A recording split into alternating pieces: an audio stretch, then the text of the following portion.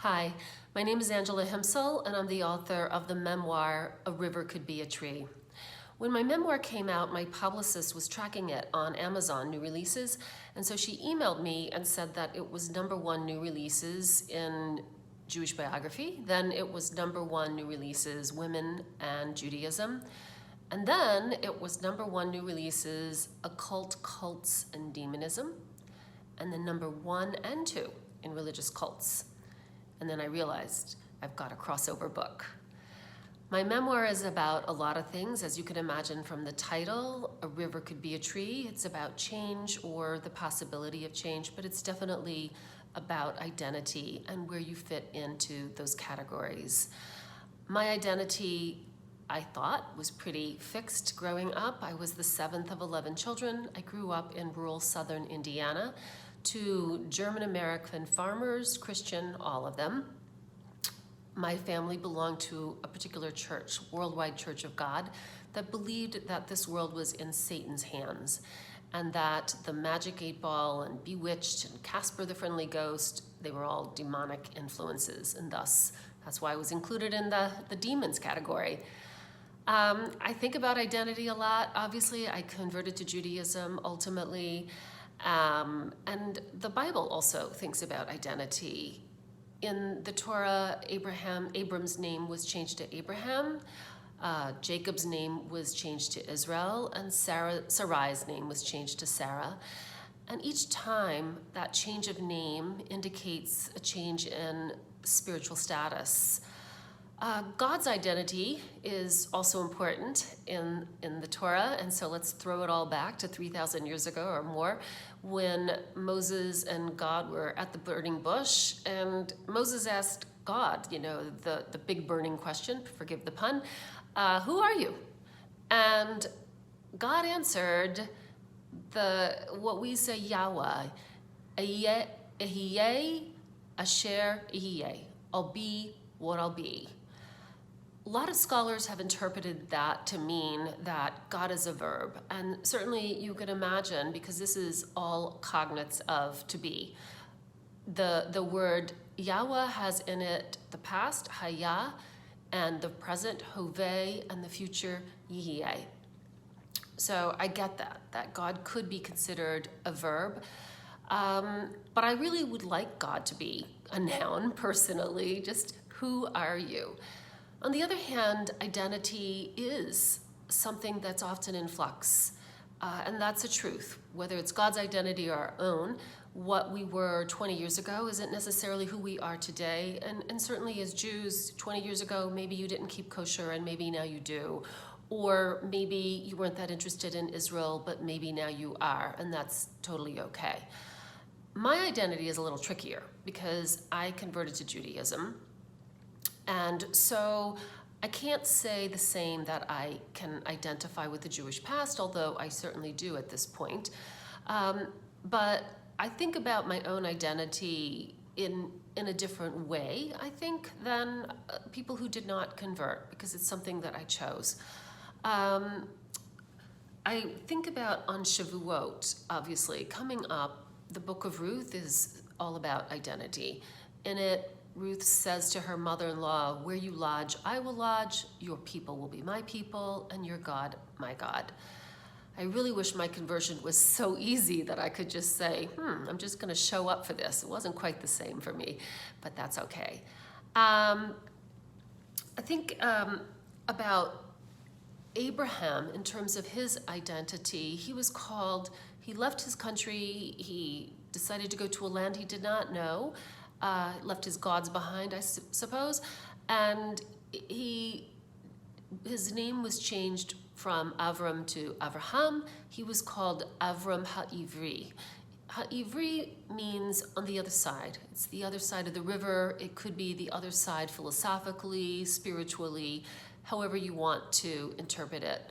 But it's difficult to be on the other side.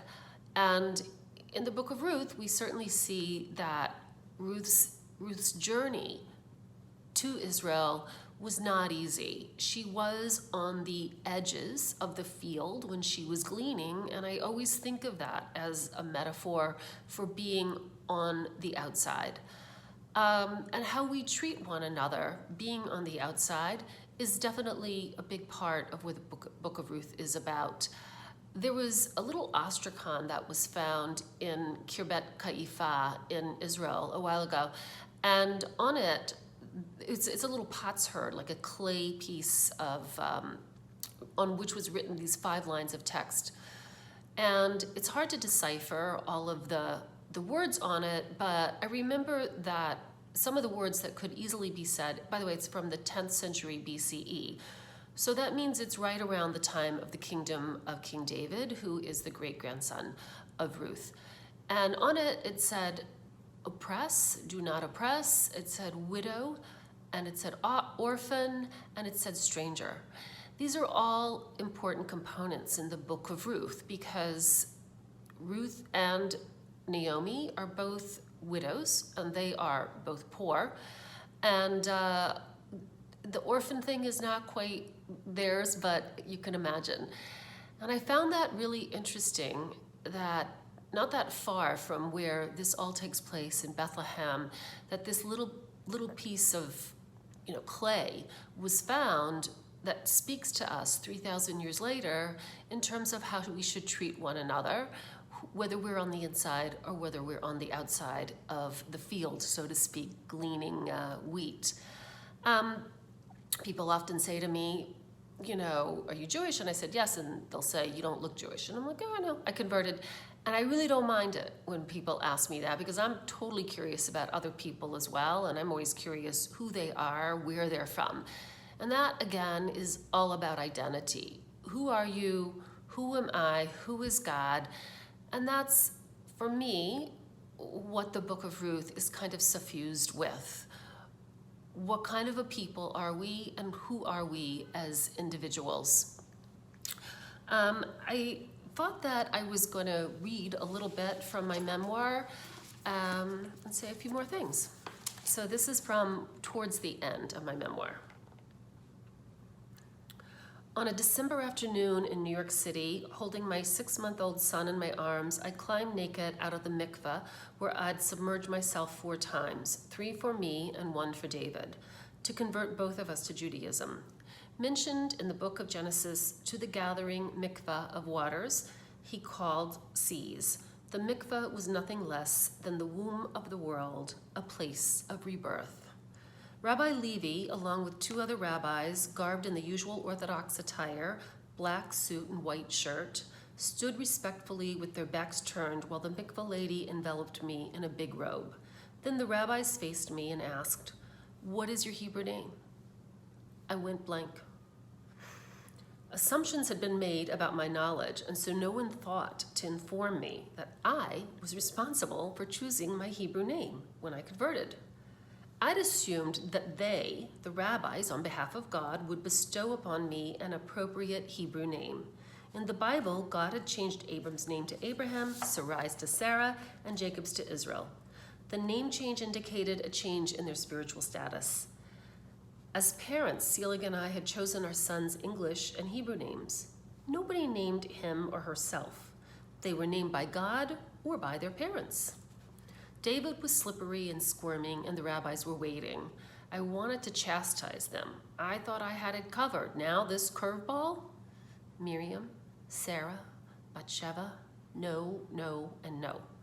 I didn't know why it was so hard to just give the rabbis a name, any Hebrew name, and get it over with. The name was only being used during Jewish ritual events like a bar, bat mitzvah, or wedding. Who cared what I called myself? One's identity couldn't be reduced to a Hebrew name, but it felt important because finally I was being required to choose my own identity. Just as David's name linked him to his ancestors, the name I chose for myself would connect me to a Jewish woman with whom I identified in some way. Then it became obvious. Ruth, I said. It turned out that Ruth was my middle name. I went back into the mikveh preparation area, dressed David, put on my street clothes, nursed him for a few minutes, and then went out into the streets of New York City to live as a Jew and raise a Jewish family.